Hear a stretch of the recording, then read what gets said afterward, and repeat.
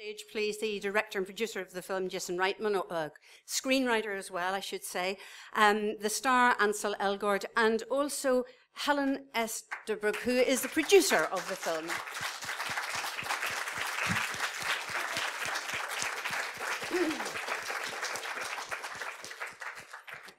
Good to see you. See you too. Hello. And thank you for joining us today, and welcome back to the LFF. It seems just a year ago we were doing this gig right here. Jason, you've got a lovely association with the festival now. This question really just to open things up to you and Helen. You've a great knack in your production company, I think, of tapping into contemporary concerns, you know, smoking and politics, teen pregnancy, the economic downturn. But there's possibly none bigger than our relationship with technology and with each other. And I wondered what it was about the original novel, Chad Cooker's novel, that resonated with you. And was there also an immediate, you know, cinematic potential to the novel? Did you see that from the get-go? Jason, would you like to start? Yeah, certainly. You know, it's funny. The heroes of my movies have always been the head lobbyist for big tobacco, or a pregnant teenage girl, or a guy who fires people for a living, or a woman who's trying to ruin someone else's marriage. I have a strange concept of what a hero is, and I've always seen the things that you just referred to as really locations. Smoking is a location for a movie about freedom of choice, and in this case, technology is a location for a movie about relationships and intimacy. And what I loved about the book was that it found a way into kind of the raw details of what it's like to be in love in 2014. And Helen, what about you? What about you? Yeah, I couldn't agree more. I think that's exactly it. It's the relationships that you see so strongly in the book too, and I think that the technology aspect is wonderful, and I think that, you know, Jason and the team did an amazing job of showing that on the screens, on screen, and everything like that. But it's the relationships that always got it. Okay, and Ansel, one for you just before we open it to the floor. Can you tell us what you responded to in the script? I mean, was it the themes? Was it the humour? Was it the characters? What was it excited you about the project? Yeah, I think it's the same thing. Sort of what they're saying is that it's a timeless story. Really, it's a story about that covers a lot of things, but it is set in this such a current way. I don't think a story's been told, or a movie's been told in this with this like current lens yet, where like technology has changed the way that we interact with people, and it has changed the way that we have relationships, and it also has changed us. So I think it's interesting to tell a story about a bunch of characters, and you really see how technology has affected them.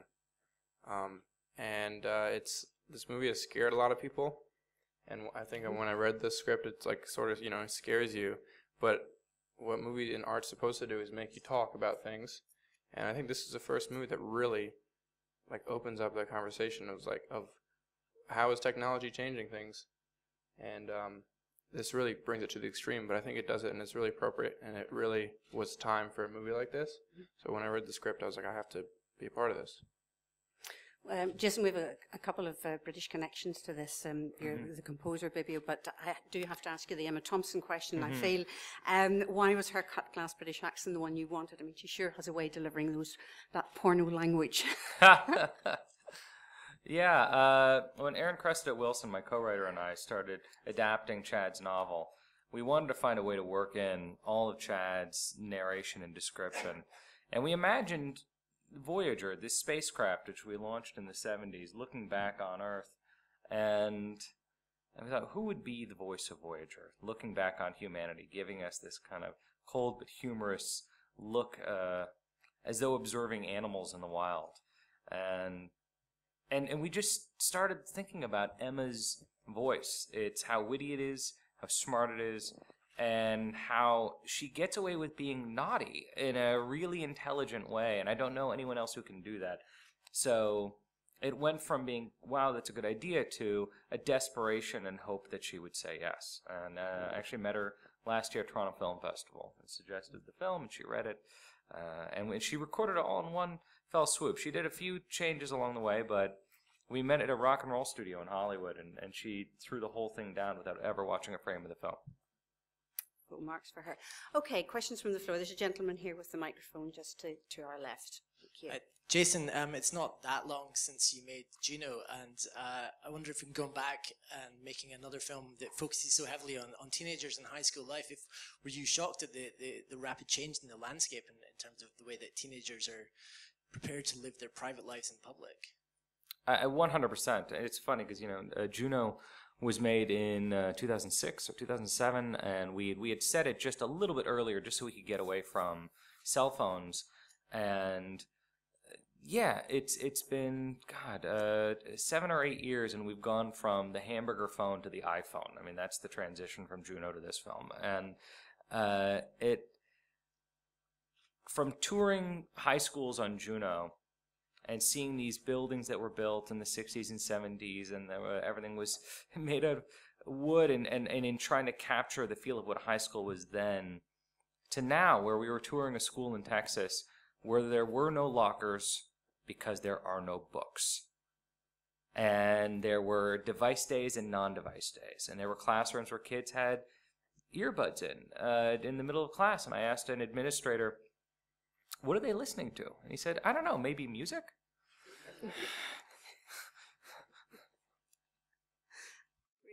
You mentioned co-writing the screenplay with Erin Cressida Wilson, and why did you want to collaborate on this? I mean, she has written for the screen herself and for stage, and she's a professor of language and English, isn't she? That I didn't know until this very moment. But Erin is the last thing from A Prude. She wrote Secretary, and she wrote Fur, and she wrote Chloe, and I've known her for a while. We worked together on Chloe, and I ran into her at the Sundance Film Festival in the hallway of the Marriott. And I'd been, Helen and I had been talking about this book for a while, and how could this possibly be a movie? Every time we would talk about men, women, and children, I would think of the poster of Lolita, which used to say, how could they make a movie out of Lolita? And that's how I felt about this book. And I saw Erin Cressida, and I thought, I think if we did this together, we could accomplish it. And there was something about our mutual point of view, having a man and a woman write this together. There was a flirtation to writing this movie and adapting it. We had these index cards. Writers often use index cards to break down a screenplay. They were the funniest index cards of all time because the descriptions of scenes would be like, Don masturbates to son's computer. Next index card. And Helen, would you talk a little bit about the tone? I mean, I haven't read the book, and I assume a lot of people here haven't read the book, because I've heard that it was maybe darker in tone, and you needed to lighten it slightly. Yeah, no, it's the book is much darker in a way that I found vaguely frightening. The children are younger, which scares me even more, and but I think that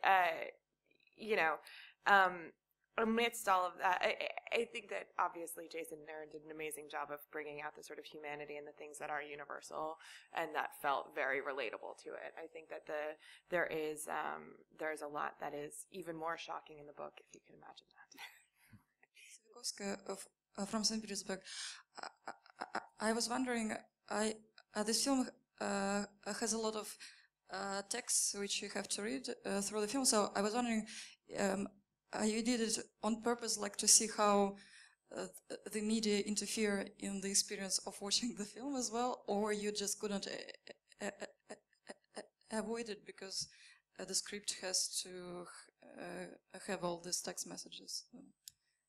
Right. Well, it's a complicated thing to make a movie about young people in 2014, because if you really examine our life, if you were to take a teenager today and try to make a movie about their day-to-day, 3/4 of their day would be a young person staring at a piece of glass, which is not very cinematic. And you have the need to see what someone, you need to be able to see a conversation that's happening between a person and a device rather than two human beings. So early on, Erin and I started talking about the ways that we could display what people are looking at on screen, and somehow make that part of the film playing. And I was looking at my computer desktop at one point, and I thought, well, what if the film plane was the desktop image, and every icon, every window, every tab was floating on top of that? Which was a fun idea, but it became a very tricky thing to accomplish, because we had to create negative space and create production design that would allow for all these things to take place, and then also relearn how to edit a movie in which you're not only tracking a person on screen, but track all the photos and text messages and everything else that appears, so that's interactive. The funny thing in watching the movie with audiences is that we're all so well trained at doing that now. We keep 10 apps open on our iPhone at once. If we're on our computer, we have music playing, we're searching two things, we're replying to an email, we're in the midst of an IM conversation, we're checking our Facebook, and we're so good at that now that watching a film where all these things take place is actually quite easy. Okay, there's a question here, and then we'll come to the front, and then if the microphone could just go up to the back there. Yeah, go ahead. Ansel, you've so far you've been associated with two films that have had huge followings prior to the films coming out. And I was just wondering if you felt there was a nice sense of freedom with this one, because people really aren't as invested in the characters before the film comes out at all. Was that a nice change? And what was that like, actually doing a film in that way?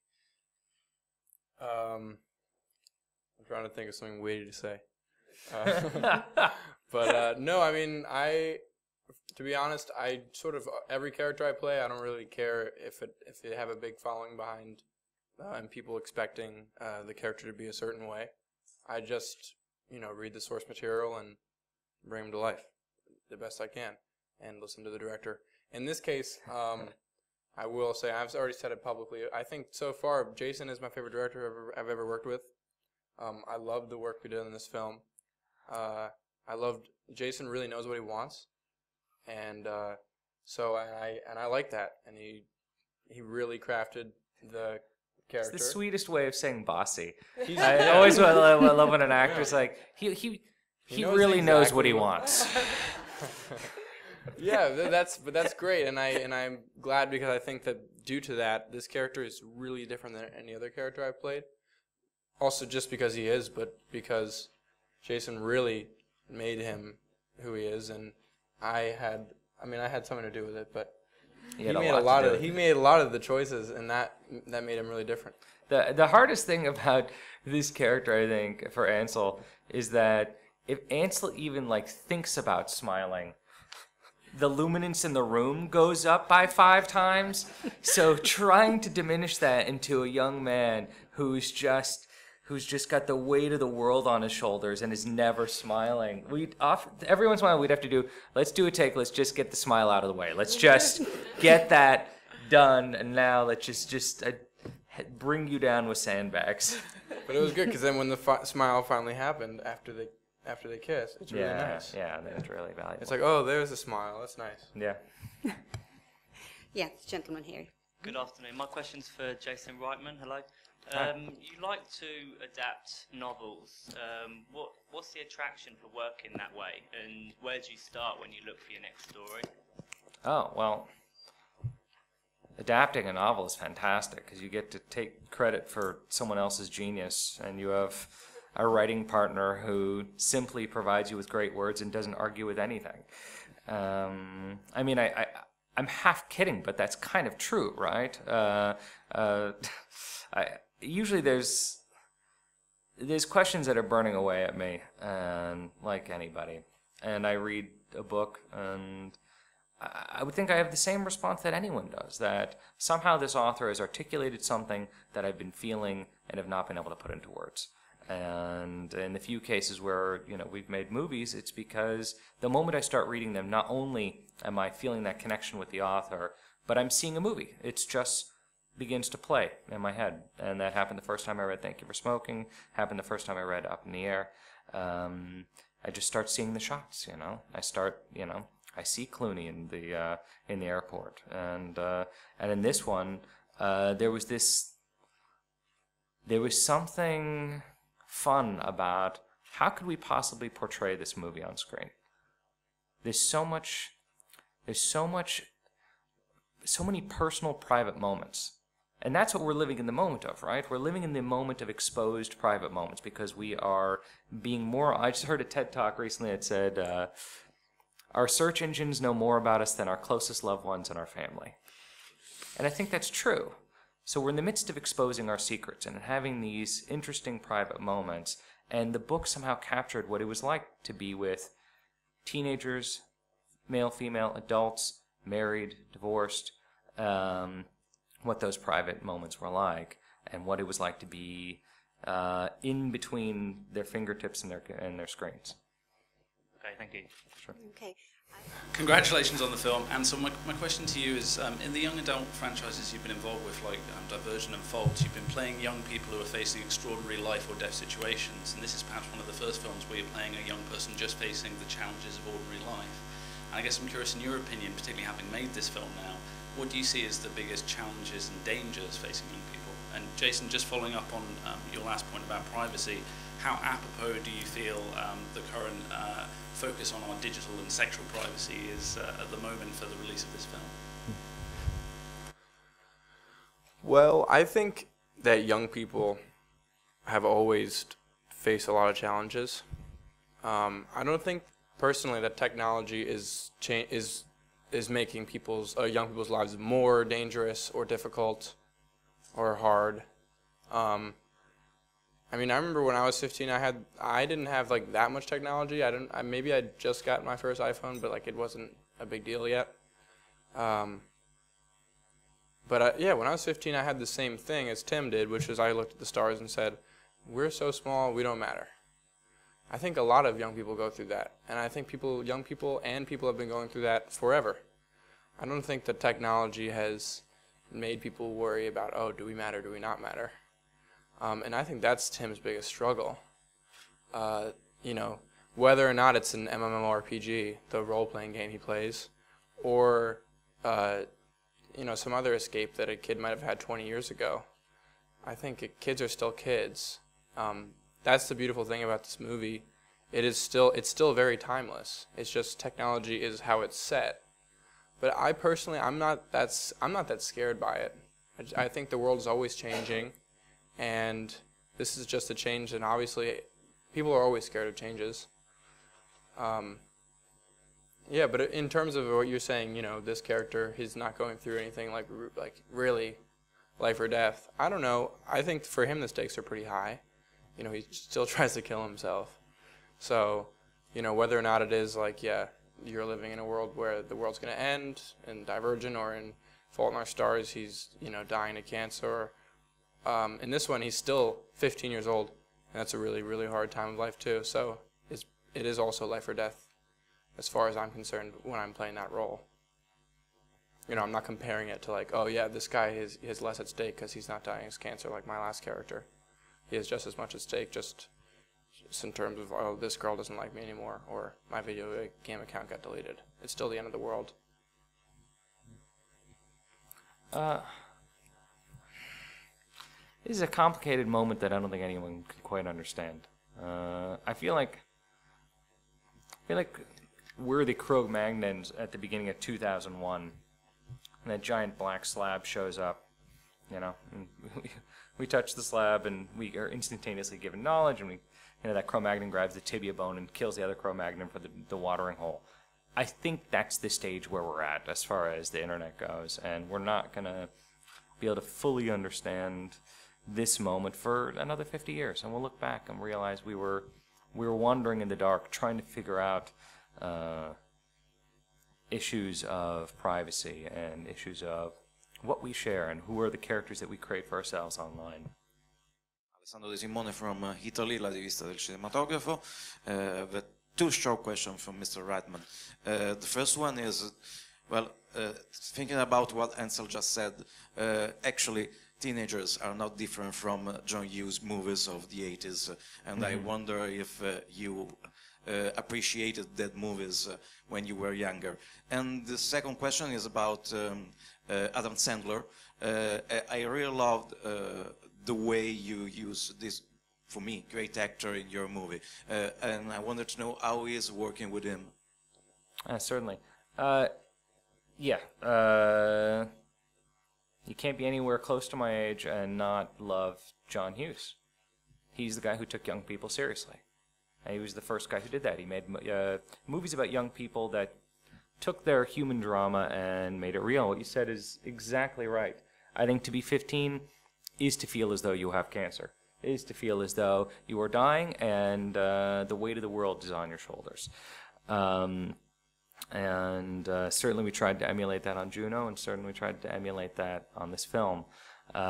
Things have not changed. It's just the landscape has. But the teenagers are the same. Adam Sandler and I met a few years ago, and in him I found an actor and a storyteller who was much closer to my heart than I would have initially presumed. When we started talking about stories we wanted to tell, they were the same stories. And we began working on a few different things.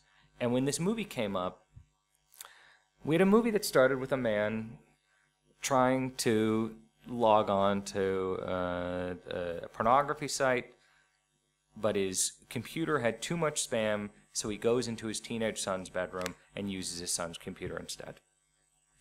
And it ends with a husband and wife having a very complicated conversation about whether or not they should be completely honest with each other. I needed an actor who was not only great, but was accessible. And I couldn't think of a more perfect person than Sandler to do it. And we talked for a while about it. He had a lot of questions about how he was going to portray it and what the film meant and what the last scene meant. But the more we talked, the more I knew in my heart, this is the perfect guy for it.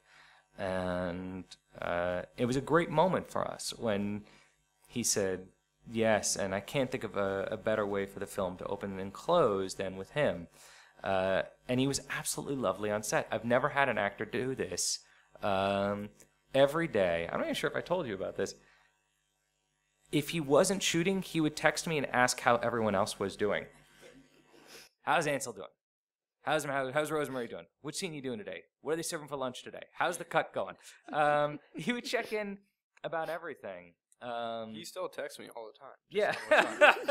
It's like so nice. I'm like, that's Adam Sandler texting me. I was like, by the way, I just watched Waterboy last night. How's my boy? Yeah. No, he was fantastic. Okay, we've a question in the front row here. Hello, Karen Spencer, Swedish Radio.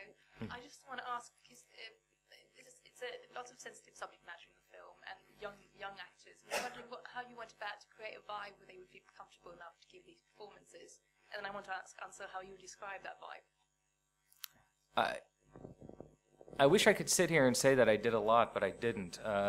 What was unbelievable is we had these 8 young actors who ranged in age from like 15 to 22 years old. And considering the amount of tricky material they were taking on, and each one was dealing with something difficult with their character, they came so mature, so confident, and created a friendship within each other that made the set a very exciting place to be. We shot the teenagers in December, and we shot the adults in January. December was about young love, and January was about marriages falling apart. It made for a very interesting pre-Christmas and post-Christmas shoot. Yeah, I remember talking to Jason before we started a lot about Tim. And then I hung out with all the teenagers, and I had such a good time, and we were all so close that I realized that I wasn't really... I had this plan when I got there of like being secluded and letting myself get really depressed and down, and I totally forgot to do that. So I was like in a great mood, having a fun time in Texas, and I was playing World of Warcraft by myself at my house in New York, and like getting really depressed and addicted. And then when I got there, then Will Peltz started playing with me. And then it became like a 2-person thing, and it was really fun, which is not what it was supposed to be. So then the first day of shooting, I like decided that I needed to really like flip a switch and even maybe just like stay in character the whole day and get really down. So I did that the first day, and then after that I slowly opened up again. But I needed to like push myself down, and after that, yeah, Jason just pretty much like I think. We you know, after talking, you figure out who the character is, but then Jason gave really specific direction, and it's easy to take direction from a guy who's made a lot of really good movies, because then you can trust him and know that like, yeah, he probably has a good point, or like the direction No, it's like the direction he's giving is probably going to be pretty good. So it's easy to take everything he says. And he would often just say, do less. Just don't do anything. Like, just breathe and say the lines, and you know who the guy is. You don't have to do too much. Because I come from theater where you have to, play to an audience. And he really didn't want me to do that. And I'm really glad I took all his directions, because like I said, I think this performance is different for me, and I love that it's different. And I have to thank Jason for that. It was a great moment, I remember, and I remember you were in it. It was one of the first days we were in the cafeteria, and we were throwing around a football, and I remember you were just in it, and I went to throw you a football, and you're like, no, I don't do that, because your character wasn't playing football anymore. And then and everyone else is playing football, and finally you're like, I saw your hands up, go for a throw, and I'm like, yeah, threw you the football. Then we all played football the entire show. It was a loose set, but it was a loose set with an incredible amount of trust, which is what you need if characters are going to be dealing with sexuality in the way that they are. There'll be another question from the floor, the lady beside you. But Helen, could I just ask you about the reaction that you've had from people, friends and family perhaps, who've seen the film and who are maybe, you've scared the bejesus out of them. or they've said, actually, I'm not doing such a bad job after all. And young people as well. Yeah, I mean, all of my friends who have kids have emailed or called to say, "What did you do?" They're all sort of like, "Okay." Yeah, I think that there's been a lot of it is scary in that way. But I think that the thing that's been the most fulfilling is the people who really. And there have been a lot of comments about just how realistic it is and how much of an accurate portrayal of this moment it can be. And I think that